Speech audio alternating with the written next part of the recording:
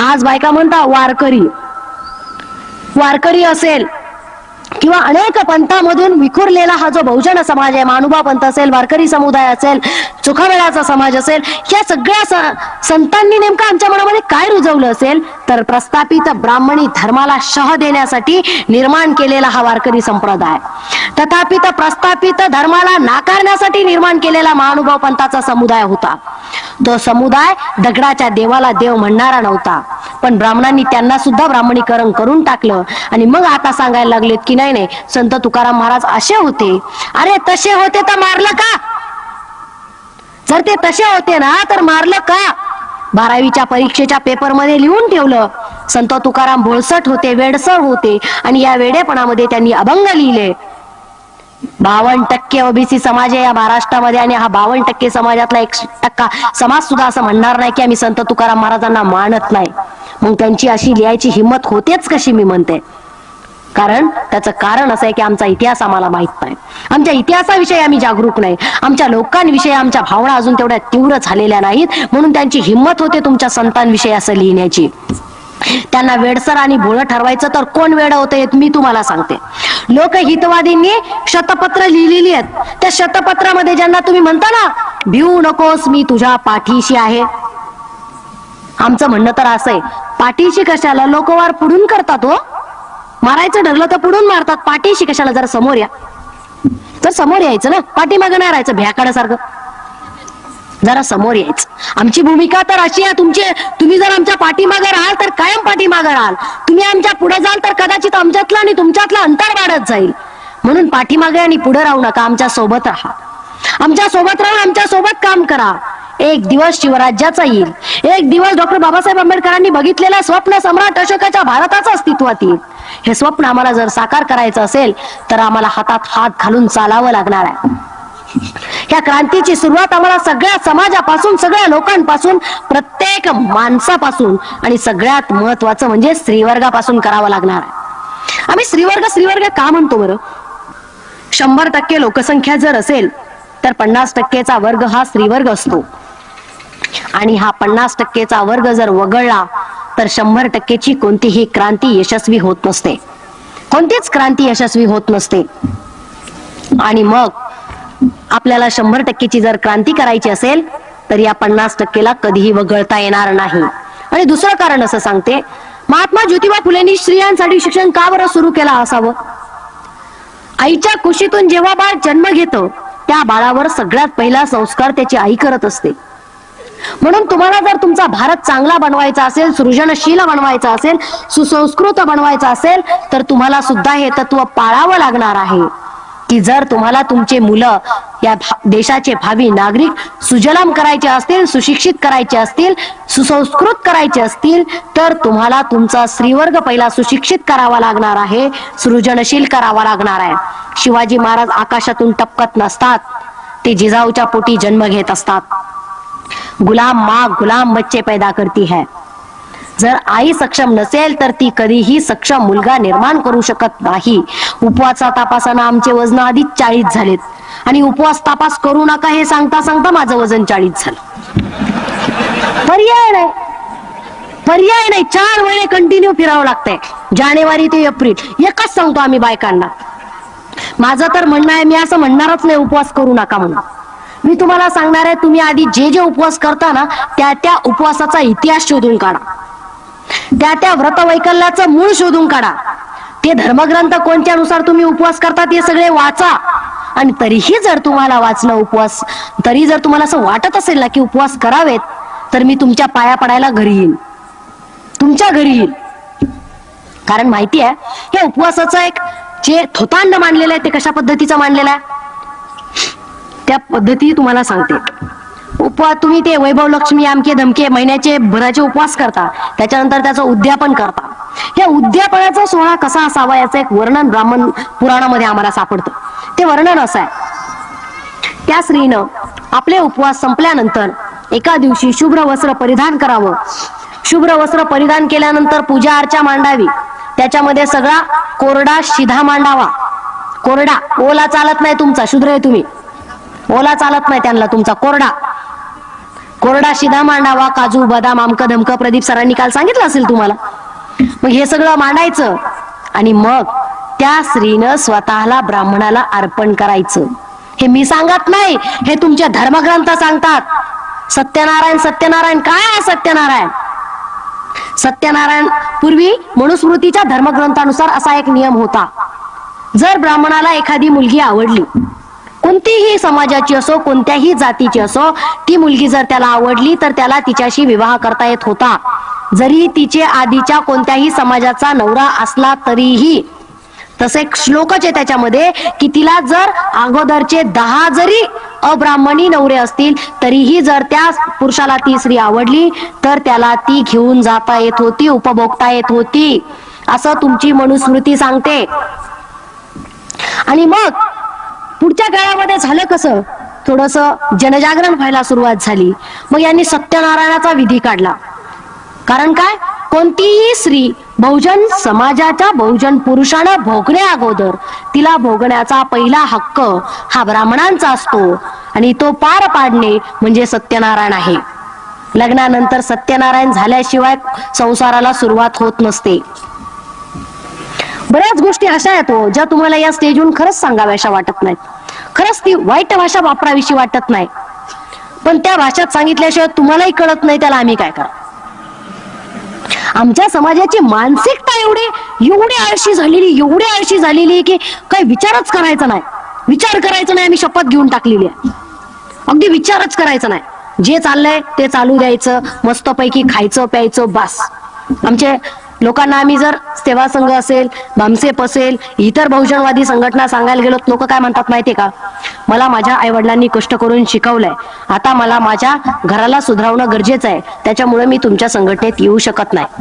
मला नेहमी या लोकांना प्रश्न विचारावा असा वाटतो, पहिले आई वडील नव्हते का? पहिले आई वडील आपल्या पोरांवर प्रेम करत नव्हते का? फुल्यांच्या काळाच्या अगोदरचे जे आई वडील होते त्या आई वडिलांचं आपल्या मुलांवर प्रेम नव्हतं का? होतं ना, पण त्यांना शिक्षण देता आलं का? त्यांना आपल्या मुलांना शिक्षण देता आलं का? नाही देता आलं. का नाही देता आलं? कारण ब्राह्मणांनी धर्मग्रंथानुसार नियम केलेला होता की इथल्या समाजाला शिक्षण दिलं जाणार नाही. मराठ्यांना सुद्धा फक्त लिहिण्या वाचण्यापुरतं शिक्षण दिलेलं होतं. स्वतःला सवर्ण समजण्याची चुकून करू नका, चुकून करायची नाही स्वतःला सवर्ण समजण्याची चूक. कारण तुम्ही सवर्ण नाही, क्षुद्र आहात, हे मी म्हणत नाही. तुमचे धर्मग्रंथ आणि धर्मपुरोहित सांगतात की कलियुगामध्ये फक्त 2 वर्ण आहेत, एक म्हणजे शूद्र आणि दुसरा म्हणजे ब्राह्मण. आणि मग विचार करायचा नाही, ही एकदा संकल्पना बनवून टाकली की आम्ही अविचारी गोष्टी करायला सुरुवात करतो. या अविचारी गोष्टी आम्ही इतक्या करतो की त्याला सीमा राहत नाही. इकडून तिकडून आमची पोरं शिकली, नोकऱ्या लागली, आम्हाला असं वाटतं की फुले शाहू आंबेडकरांचं आंदोलन त्यांनी पुढे चालवावं, तर ती म्हणतात नाही माझ्या बापाने मला शिकवलं. मग पूर्वी बाप नव्हते का? पहिल्या बापांचं त्यांच्या पोरांवर प्रेम नव्हतं का? त्यांना त्यांची पोरं शिकवता आली का? नाही शिकवता आली. का नाही शिकवता आली? कारण त्यावेळेस तुमचे बाप ब्राह्मण होते. त्यांनी ठरवायचं होतं ना तुम्हाला शिक्षणाचा अधिकार द्यायचा की नाही. आज ज्या तुम्हाला शाळा मिळाल्या, आज जे तुम्हाला कॉलेजेस मिळाले, आज ज्या तुम्हाला नोकऱ्या मिळाल्या, आज जे तुम्हाला रिझर्वेशन मिळालं, ती फुले शाहू आंबेडकरांची पुण्याई आहे.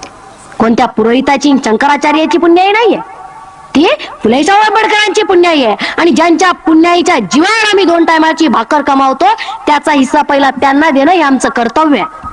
ते कर्तव्य आम्हाला आता समजून घ्यावं लागणार आहे. तुम्हाला परशुराम सांगत होते ना अक्षय तृतीया, त्याचं अजून पुढचं उदाहरण सांगते तुम्हाला मी. याला 21 वेळा पृथ्वी निःक्षत्रिय केली. 21 वेळा पृथ्वी निःक्षत्रिय केल्यानंतर पुढे त्या पुराणात ते लोक असे सांगतात, ते ब्राह्मण लोकांनीच लिहून ठेवलंय, मी माझ्या मनाने सांगत नाही. ती लोक असे सांगतात की मग बायकांचं काय करायचं, क्षत्रियांच्या बायकांनी काय करायचं, म्हणून काहीतरी योजना, योगन काहीतरी पद्धत आहे की ब्राह्मण ऋषींनी त्यांना भोगायचं आणि संतती निर्माण करायची. लग्नामध्ये आपण एकमेकांच्या नाड्या बघतो, गोत्र बघतो, माहितीये ना तुम्हाला? हे गोत्र काय आहे? गोत्र म्हणजे बापदादे, ज्यांच्याशी तुमचं रक्ताचं नातं असेल असं गोत्र, त्याला गोत्र म्हणतात. त्या हरामखोर कोणतं पुरंदरेंनी सांगितलं होतं दादोजी कोंडदेव शिवाजी महाराजांचं गोत्र एक म्हणे. त्याचा जाणता राजा म्हणजे सर्कसचा शो पाहायला आमचे लोक 500 रुपयात तिकीट काढून जातात. त्या नालायकाने हे सांगितलेलं होतं. त्यांना घाबरण्याचं आज आम्हाला कारण राहिलेलं नाहीये. आम्हाला आमची बदनामी करणाऱ्या कुणाचाही हातच नाही तर मेंदूही उपटता येतो, आम्ही भांडारकर प्रकरणात दाखवून दिलेला. तर हे गोत्र जे आहे ते गोत्र जरा शोधून बघा बरं. काय भृगु, व्यास, वाल्मिकी हे कोण होते? हे सगळे ब्राह्मणांचे ऋषी होते. मग ते आमचे रक्ताना नातेवाईक कसे असतील? कसे असतील ते आमच्या रक्ताना नातेवाईक? बापदादे कसे असतील? आमचा कुणीतरी कोंडीबा, कुणीतरी दगडोबा, कुणीतरी धोंडोबा हे लोक असतील ना आमचे. हे काम जे ना, हे या परशुरामाचं काम आहे. या परशुरामाने ज्यावेळेस 21 वेळा पृथ्वी निक्षत्रिय केली, त्यावेळेस क्षत्रियांच्या बायका भोगण्याचं काम या ऋषीमुनींनी केलं आणि म्हणून त्यांना गोत्र लावण्याची पद्धत ब्राह्मणांनी अंमलात आणली. आम्ही या पद्धती आता फेकून दिल्या पाहिजे, कारण ह्या आमच्या पद्धती कधीही होऊ शकत नाही. आम्हाला आमच्या समाजाची आदर्शाची संस्कृती निर्माण करायची आहे आणि या आदर्श संस्कृतीमध्ये या व्यभिचारी आणि अश्लील गोष्टींना आम्ही कुठेही स्थान देऊ इच्छित नाही. आम्ही जिजाऊचे पाईक आहोत, आम्ही सावित्रीबाई फुलेंचे पाईक आहोत. आणि आमच्या स्त्रियांनी जर आदर्श कुणाचा ठेवायचा असेल तर तो जिजाऊंचा ठेवावा, सावित्रीबाई फुलेंचा ठेवावा, झाशीच्या राणीचा ठेवू नये. एकदा तुम्ही बीड जिल्ह्यात येतात, नगर जिल्ह्याच्या वर्तमानपत्रांनी माझी बातमी छापली की त्या इथं येता आल्या आणि त्यांनी भाषणामध्ये झाशीची राणी जिजाऊन सावित्रीबाई फुलेंवर असं व्याख्यान दिलं. मी त्याला पहिला फोन लावला. झाशीच्या राणीवर मी कुठलंही वाक्य वापरलेलं नाही आणि तसं लिहिणं तुम्हाला अधिकार नाही. त्यानंतर माफी मागितली. आमच्या भाषणांचे अर्थ चुकीचे लावायचे नाही. आम्ही प्रत्येक गोष्टीच्या मुळापासून गोष्टी तुम्हाला सांगत असतो. ही झाशीची राणी तांब्यांची पोरगी आणि पटवर्धनांची सून. हिनं पोरग दत्तक घेतलं होतं. हिला कधीही घोड्यावर बसता येत नव्हतं. मामा देशमुख सरांनी हे सिद्ध करून दिलेलं आहे. हिला कधीही घोड्यावर बसता येत नव्हतं, तलवार चालवता येत नव्हती, लढता येत नव्हतं. ढाल छातीशी पुत्र पाठीशी म्हणे कमरेला तलवार. हे असले थोतांड जे कधीच वीर नव्हते त्यांना यांनी स्वातंत्र्यवीर केलं. जे कधीच शाहिरी त्यांना येत नव्हती त्यांनी शिवशाहीर केले. ज्यांना कपडे बी घालायची अक्कल नव्हती, अकलीचे पत्ते नाहीत, त्यांना समर्थ केलं. फुकट नाही सांगत, पुराव्यानिशी सांगते. या झाशीच्या राणीला घोड्यावर बसता येत नव्हतं, तलवार चालवता येत नव्हती, लढता येत नव्हतं. मागच्या दारांनी पोराला घेऊन पळून गेलेली ही राणी आहे. मग तिच्या जागेवर तिचा वेश परिधान करून कोरी समाजाची झलकारी देवी महिला नावाची एक महिला इंग्रज सैन्यासोबत लढलेली आहे. आणि मला वाटतं झाशीच्या राणीने स्वतःचा माफीनामा सुद्धा इंग्रजांना पाठवलेला होता. नको त्या बायकांचे आदर्श घ्यायचे नाहीत. आमच्या बायका चांगल्या होत्या. तानुबाई बिर्जी असेल, तारा राणी असेल, अहिल्याबाई होळकर असतील, राष्ट्रमाता जिजाऊ असेल, सावित्रीबाई फुले असतील. अहो, सावित्रीचं शिक्षण किती प्रगल्भ होतं. सावित्रीबाई फुलेंच्या शाळेतली 4थीला शिकणारी मुक्ता साळवे नावाची पोरगी व्हिक्टोरिया राणीला पत्र लिहिलं. सावित्रीबाई फुलेंचे ज्योतिरावांचे निबंधाला विषय फार चांगले असायचे. नाही तर आता निबंधाला विषय असतात बस स्टँड पे 1 घंटा, भिकाऱ्यांनी भीक मागितलं, प्रवासी बसमध्ये चढले, कंडक्टर बोंबलला झाला, रेल्वे स्टेशन पर 1 घंटा, मैं प्रधानमंत्री होता तो. अरे वा, पंतीच प्रधान होता. तिथं प्रधानमंत्री व्हायचा तुमचा प्रश्नच येत नाही. तुमचे शरदराव नसते झाले का? झाले असते, पण ते पंत नव्हते म्हणून झाले नाहीत. ह्या गोष्टी आम्हाला समजून घ्याव्या लागणार आहेत. त्या मुक्ता साळवेनी व्हिक्टोरिया राणीला 4थी मध्ये पत्र लिहिलं. लहुजी साळवेची ही नात मुक्ता साळवे व्हिक्टोरिया राणीला पत्र लिहून सांगते, आमच्या बायकांनी कान देऊन ऐकावं. 4थीची चिमुरडी पोरगी त्या व्हिक्टोरिया राणीला पत्रात काय सांगते की हे राणी, आमचा म्हणावा असा आम्हाला धर्म नाही, आमचा म्हणावा असा आम्हाला धर्मग्रंथ नाही, आणि या धर्माची धर्मग्रंथ कोणती आहेत आम्हाला माहित नाही, ती वाचण्याचा आम्हाला हक्क नाही. ईश्वर कोणती अशी कृपा करेल का की आम्हाला आमचा धर्म देईल, आम्हाला आमचा धर्मग्रंथ देईल. चिमुरडी 4थीतली पोरगी प्रश्न विचारते. हा सावित्रीबाई फुलेंच्या शिक्षणाचा परिणाम येतो. सावित्रीबाई फुलेंच्या शिक्षणाच्या तालमीत तयार झालेले विद्यार्थी आहेत ते. आणि त्या पत्राच्या शेवटी ही चिमुरडी मुक्ता लिहिते की हे राणी, आम्हाला चॉकलेट देऊ नको, आम्हाला ग्रंथालय दे, आम्हाला पुस्तके दे, जेणेकरून आम्ही पुस्तकं वाचू आणि आमचे धर्मग्रंथ निर्माण करू. 4थीची पोरगी स्वप्न पाहते आणि 4थीची पोरगी धर्म सोडण्याचं धाडस करते. आम्ही 26, 27, 28, 50 वर्षाच्या झालो, सावित्रीबाई फुलेंच्या शिक्षणाचा उपयोग नाही झाला आमच्यासाठी. आम्ही त्याचा अजिबात उपयोग करून घेतलेला नाहीये. आम्हाला सावित्रीबाईनं दिलेल्या शिक्षणाचं चीज करता नाही आलं. सावित्रीबाई फुलेंनी अंगावर दगड, माती, चिखल, शेण, ब्राह्मणांच्या भटांच्या शिव्या, संत सत्संगाला जाण्यासाठी नाही तुम्हाला शिक्षण दिलं, पूजा अर्चा करण्यासाठी नाही शिक्षण दिलं तुम्हाला. सावित्रीला ज्या स्त्रिया, ज्या महिला अपेक्षित होत्या त्या आम्ही घडलोय का, हा फार मोठा चिंतनाचा आमच्या समोरचा प्रश्न आहे. हा चिंतनाचा प्रश्न आमच्या महिला वर्गाने हाताळला पाहिजे, याच्यावर विचार केला पाहिजे. मुक्ता साळवे 4थीत धर्म सोडते, मुक्ता साळवे 4थी मध्ये धर्मग्रंथांना लाथ मारते. आम्ही कुठपर्यंत आहे, आम्ही कुठं आहोत याचा आम्ही विचार केला पाहिजे. आणि हे कर्मकांड फिंड तर सोडून द्यावा. तुम्ही सरळ भटाची कॉलर धरली पाहिजे एवढी घाण त्यांनी त्यांच्या धर्मग्रंथामध्ये तुमच्याविषयी लिहून ठेवलेली आहे. ही महिलांमध्ये ताकद आहे. पण हे कधी घडेल? ज्यावेळेस आमचा इतिहास आम्हाला माहित असेल. म्हणून आम्हाला आमचा इतिहास माहित करून घ्यावा लागणार आहे. स्त्री मुक्तीचा किंवा एकंदरीत समाजाच्या मुक्तीचा जो जो माणूस लढा लढला, ज्या ज्या महापुरुषांना समाजाचं कल्याणाचं हित कशात आहे याचा अभ्यास केला, त्या त्या महापुरुषांनी स्त्रियांना सन्मानाचं स्थान दिलं.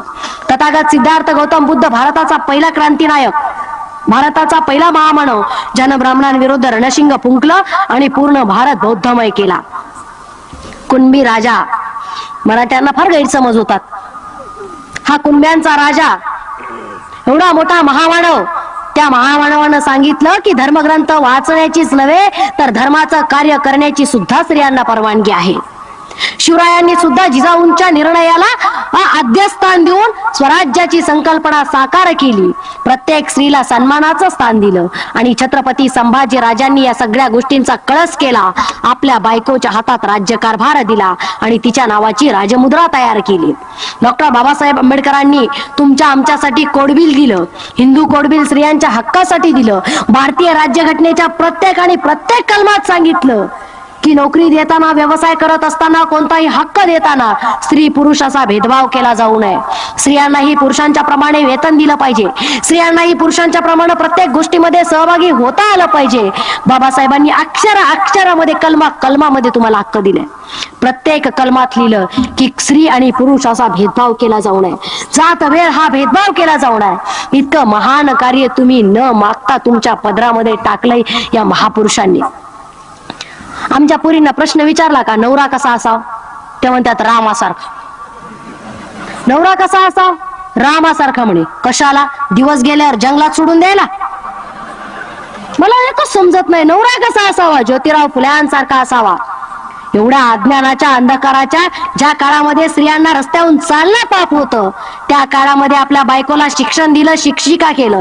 या भारताची पहिली शिक्षिका, या भारताची पहिली मुख्याध्यापिका, या भारताची पहिली कवयित्री, या भारताची पहिली साहित्यिक, या भारताची धर्मसभेचं धर्म अधिवेशनाचं अध्यक्षस्थान स्वीकारणारी पहिली महिला क्रांतीज्योती सावित्रीबाई फुले.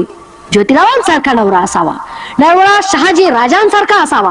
शहाजी राजे कर्नाटकला असताना जिजाऊंना, शिवबांना सोबत दिलं, मंत्रिमंडळ दिलं, काही निवडक सैनिक दिले, भगवा ध्वज हातात दिला आणि जिजाऊंना सांगितलं शहाजींनी की जिजाऊ तुम्ही आता आमच्या पत्नी राहिला नाहीत, शिवबाची तुम्ही आई झालेले आहात आणि आता एका स्वराज्याची निर्मिती तुम्हाला शिवबाला हाताला धरून करायची आहे.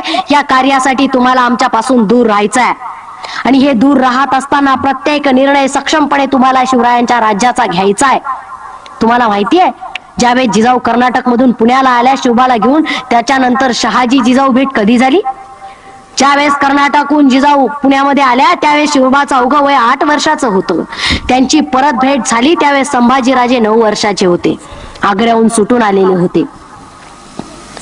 बघा एवढा विश्वास आपल्या बायकोवरती असावा लागतो, एवढं तिच्या कर्तृत्वावरती डोळे झाकून विश्वास ठेवणारे शहाजी राजांसारखा नवरा असावा.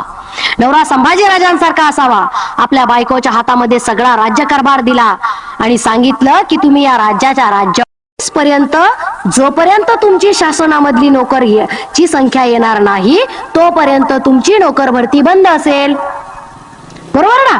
जोपर्यंत तुमच्या समाजाचं प्रतिनिधित्व तुमच्या लेवलमध्ये येणार नाही तोपर्यंत तुमची नोकर भरती बंद असेल आणि जोपर्यंत आमच्या समाजाच्या प्रतिनिधित्वामध्ये आम्ही येत नाही तोपर्यंत आमची नोकर भरती चालू असेल. अशी मागणी ज्यावेळेस ही लोक आम्हाला देतील त्यावेळेस यांनी हजारो वर्षापासून आमच्यावर जे अन्याय आणि अत्याचार केलेले आहेत ते अन्याय आणि अत्याचार पुसून टाकल्या जातील आणि एवढं दिल्यानंतर ते आम्हाला फक्त मुद्दल देतील. व्याज अजून आहे हे त्यांनी सुद्धा लक्षात ठेवावं. बरोबर आहे ना? एवढ्या हजारो वर्षापासून आमचे एवढे महापुरुष एवढ्या ताकदीचे मारलेले आहेत, तुम्हाला भरपाई करावीच लागणार आहे आणि ती आम्ही तुमच्याकडून घेणारच आहोत. ही गोष्ट तुम्ही लक्षात ठेवा. ही वाटणी बदलवण्यासाठी आपली सगळी क्रांती आहे, आपल्या सगळ्या चळवळी आहेत. आणि या चळवळी आपल्याला सक्षमतेनं चालवायच्या आहेत, ही गोष्ट प्रत्येक कार्यकर्त्यानं लक्षात ठेवायची. 6742 जातींमध्ये ब्राह्मणांनी त्यांच्या फायद्यासाठी आम्हाला विभागलेलं आहे. म्हणून आता आम्ही जातवार आरक्षण मागतो. ज्या जातीच्या तत्वावर तुम्ही आम्हाला विभागलंय त्याच जातीच्या तत्वावर आम्हाला आमचा उत्कर्ष साधायचा आहे आणि आम्हाला बहुजन अशी चळवळ निर्माण करायची आहे. गौतम बुद्धाच्या भाषेमध्ये जे बहुजन होते, शिवरायांच्या भाषेमध्ये ते मावळे होते, संत तुकारामांच्या भाषेमध्ये ते वारकरी होते, आणि डॉक्टर बाबासाहेब आंबेडकरांच्या भाषेमध्ये जे SC ST OBC मायनॉरिटी आणि सगळेच लोक बहुजन जे आहेत, या सगळ्या बहुजनांसाठी ही क्रांती आहे. ही क्रांती प्रत्येकाची क्रांती आहे. प्रत्येकाच्या स्वातंत्र्याचा हा लढा आहे. मग ती स्त्री असो पुरुष असो. स्त्रियांनी स्वतःचे न्यूनगंड, स्वतःचा अज्ञान आता जरा सोडून द्या आणि थोडं वाचायला सुरुवात करा. निदान ज्या जिजाऊंनी आणि ज्या सावित्रीबाई फुलेंमुळे आम्हाला शिक्षण मिळालं, त्या सावित्रीनं लिहिलेलं लिखाण तरी एकदा आम्ही वाचलं पाहिजे. आम्ही आता वाचायला लागलं पाहिजे, विचार करायला लागलं पाहिजे. आणि जर उपवास तापवास करायचेच असतील तर ते धर्मग्रंथ वाचा आणि नंतर ठरवा की तुम्हाला ते करायचेत की नाही करायचेत. ते संयोजकांनी मला या ठिकाणी बोलवलं त्याबद्दल मी संयोजकांचे आभार मानते. तुम्ही इतक्या शांतपणे ऐकून घेतलं त्याबद्दल तुमचेही आभार मानते. कुणाच्या भावना दुखावल्या असतील तर एवढं सांगेल की आपला वाचनाचा कक्ष वाढवा, विचार करण्याचा आणि दृष्टिकोनाचा भाग जरा रुंदवा. बहुजन समाज हा फार मोठा समाज आहे. या सगळ्या समाजाला स्वातंत्र्य आपल्याला द्यायचंय, त्यासाठी खरा इतिहास सांगणं गरजेचं आहे. म्हणून आम्ही तो सांगत असतो. जाता जाता तुम्ही 2 मिनिटं थांबा, मी अजून थांबलेली नाही. जाता जाता माझ्या कवितेच्या 4च ओळी तुम्हाला सांगते आणि मी थांबते. तू होऊ नकोस सीता त्या रामाची, लोक तुला अबला म्हणतील. तू होऊ नकोस सीता त्या रामाची, लोक तुला अबला म्हणतील. तू होऊ नकोस द्रौपदी त्या पांडवांची, तू होऊ नकोस द्रौपदी त्या पांडवांची, लोक तुला वेश्या म्हणतील. तू हो जिजाऊ त्या शिवबाची, तू हो जिजाऊ त्या शिवबाची, लोक तुला राजमाता म्हणतील, लोक तुला राष्ट्रमाता म्हणतील. तू हो सावित्री त्या ज्योतिबाची, तू हो सावित्री त्या ज्योतिबाची, लोक तुला क्रांतिज्योती म्हणतील, लोक तुला क्रांतिज्योती म्हणतील. या ठिकाणी मी थांबते. तुम्ही शांततेत ऐकून घेतलं त्याबद्दल तुमचे आभार मानते.